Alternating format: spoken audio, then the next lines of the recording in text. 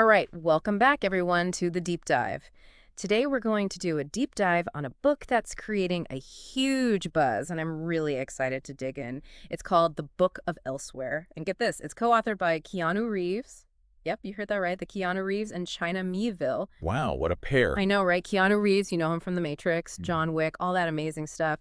He also did a comic book series called BRZRKR. That was really cool. Yeah, BRZRKR was fantastic. I'm a huge fan of his for sure. And of course, China Miéville, I mean, the guy's a legend in weird fiction. I absolutely loved Perdido Street Station and the city. Like, his stuff just transports you to these crazy, surreal worlds. Exactly. So to have those two minds come together and create something like the Book of Elsewhere, I mean, come on, just the premise itself is wild. Absolutely. Tell me more. What's it all about?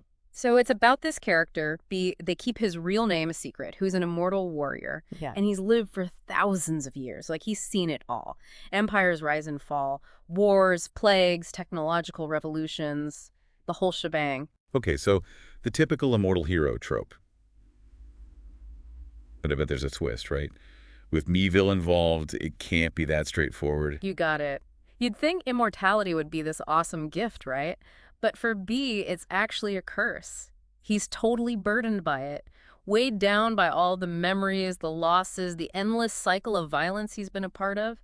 He actually wants to die, but he can't. So they're flipping the whole immortality is awesome thing on its head. I like it. It's kind of like, what's the point of living forever if you're just carrying all that baggage? Yeah. Doesn't that kind of make life meaningless in a way? Right. That's exactly what the book explores. If you take away death, do you also take away what makes life precious, what makes our choices matter? That's a really deep question, man. It is, and the book doesn't shy away from these big existential questions in the way the story's told. Yeah. Just as unique as the premise itself, it's not a linear narrative. It jumps back and forth between B's past and present. I see. So it's like we're experiencing time the way B does, Right. fragmented, Mhm. out of order, like someone trying to piece together a shattered vase.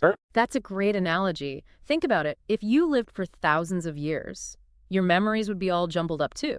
You'd have trouble distinguishing between what happened yesterday and what happened centuries ago. Yeah. Like imagine B fighting in the Crusades, witnessing all that brutality firsthand, and then fast forward a few centuries, and he's in the middle of the Napoleonic Wars. Those experiences would be so intense, so visceral. Exactly. It's not just history for him, it's his lived experience, his ongoing reality. Right. So how does that play out in the book? Give me an example of how they use this non-linear storytelling. Well, there's this scene where B's in ancient Rome battling gladiators in the Colosseum, the crowd's roaring, and then bam! We're suddenly in some sterile interrogation room, present day, with B being questioned by these shadowy government agents. Wow. So they just throw you right into the deep end, huh? No hand-holding, no gentle transitions. Nope. They really make you work for it. But that's part of what makes it so engaging. You're constantly trying to figure out what's going on, how the pieces fit together, and it really puts you in B's headspace, this disorienting, time-bending perspective. I'm starting to see why this book is getting so much attention. They're really doing something different here. It's not just another action hero story. It's a deep dive into the psychological implications of immortality. Exactly. And it gets even more complex when you consider this. Is B actually responsible for his actions? Throughout history, he's been used as a weapon by all sorts of powerful people, kings, emperors, warlords, even corporations. He's basically a living, breathing weapon they can deploy. Uh-oh. Sounds like some classic Miéville social commentary creeping in there. Oh, yeah, big time. You can definitely see his critique of war, of the military-industrial complex, and how human life can be so easily exploited for power and profit. The book really makes you think about the systems that perpetuate violence. That's one of the things I love about Miéville's work. He's not afraid to tackle those big, messy issues. But here's the thing that I find so intriguing. The book doesn't give you easy answers or paint things in black and white. There are no clear-cut heroes or villains. It's all very morally ambiguous. So it makes you question everything. Like, can a guy who's basically a weapon be held accountable for the things he does? Or is he just a victim of circumstance, a pawn in someone else's game? Exactly. And it really makes you think about free will. Does B actually have any control over his own life? Or is he just following orders, carrying out the will of others? That's such a fascinating question, especially in the context of immortality. Like, if you live forever and you're constantly being used by others, does that even leave room for you to make your own choices? That's something we see B struggling with throughout the book, that tension between his desire for freedom and the reality of his situation. He's this immortal warrior, but he's also trapped. He's both powerful and powerless at the same time. It's almost like he's a prisoner of his own immortality, trapped in this cycle of violence he can't escape. Right, and that's just one of the many layers of this book. And, even though we've been talking about all this heavy stuff, it's not just some depressing philosophical treatise. The book also has those amazing action sequences you'd expect from something with Keanu Reeves' name on it. Oh, I bet. Those scenes must be epic. They are. Like, there's this one where Bee's fighting these mythical creatures in this ancient temple. It's so intense. You can feel every blow, every desperate struggle. It's like watching a movie in your head. And the way they describe the sounds, the smells, the atmosphere, it's incredibly immersive. See, that's the magic of this collaboration. You've got Reeves's cinematic sensibilities combined with Miéville's intricate world building and his knack for weaving in those philosophical ideas. It's like they took the best of both worlds and created something entirely new. I can't wait to read it. Me too. And I've only just scratched the surface. There's so much more to unpack. Well, then let's dive deeper. You know what really struck me about B's whole situation? It's like how he can't change, you know. But the world around him just keeps on evolving and transforming. And it made me think a lot about, like, identity, what makes us who we are. Does that make sense? Totally. It's like he's this unchanging constant in a world that's in perpetual flux. So how do you fit in when you're literally a man out of time? It's got to mess with your sense of self. Right. Like, imagine all the social norms and cultural shifts he's witnessed over the centuries. It's mind-boggling. I mean, one minute you're hanging out with the Roman emperors, the next you're navigating the digital age.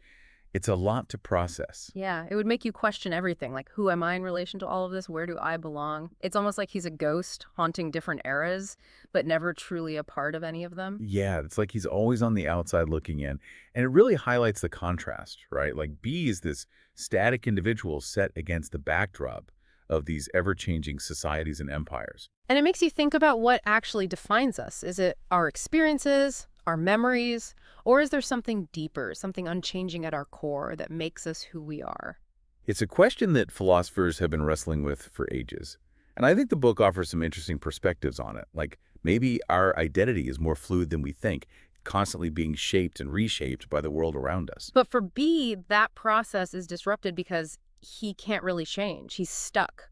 So he can't really engage with the world in a meaningful way.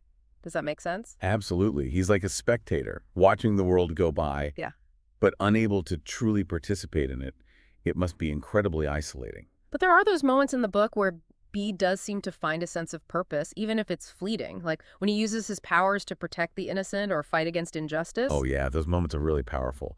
It shows that even with all the baggage he's carrying, he still has this core of humanity. He still cares. Yeah, and it makes you wonder, is that what drives him? This need to connect with something larger than himself, to find some meaning in a life that seems to have no end. It's like he's trying to make amends for all the things he's seen and done over the centuries. Or maybe he's just trying to prove to himself that he's not just a weapon, that he's still capable of good. I love how they weave in these philosophical questions with the action and the world building.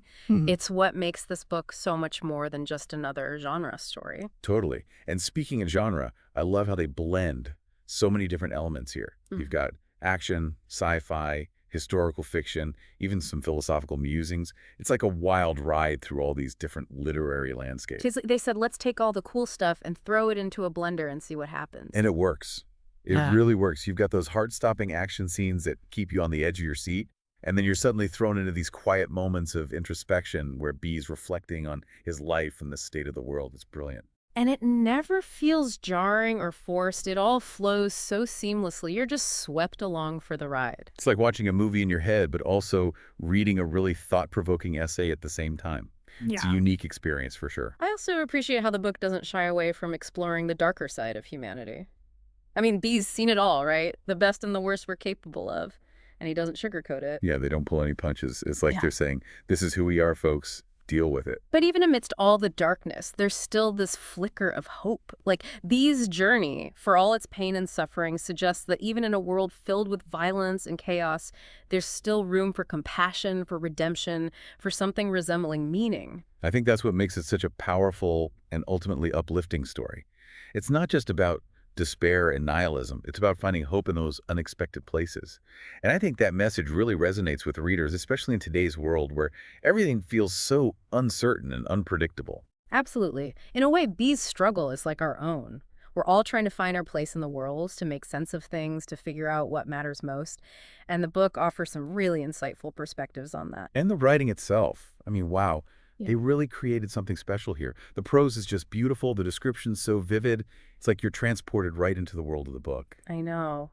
They have this way of capturing the essence of a moment, whether it's a brutal battle scene or a quiet moment of reflection. You can feel the weight of history, the intensity of And the emotions. dialogue, so sharp, so engaging. The characters really come alive through their words. It's like you're right there with them, listening to their conversations. And they managed to pull off something really impressive. They make B relatable. I mean, this is an immortal warrior who's seen and done things we can't even imagine, but you still feel for him, you understand his struggles. I think that's what makes this book so special. It's both epic in scope and deeply personal.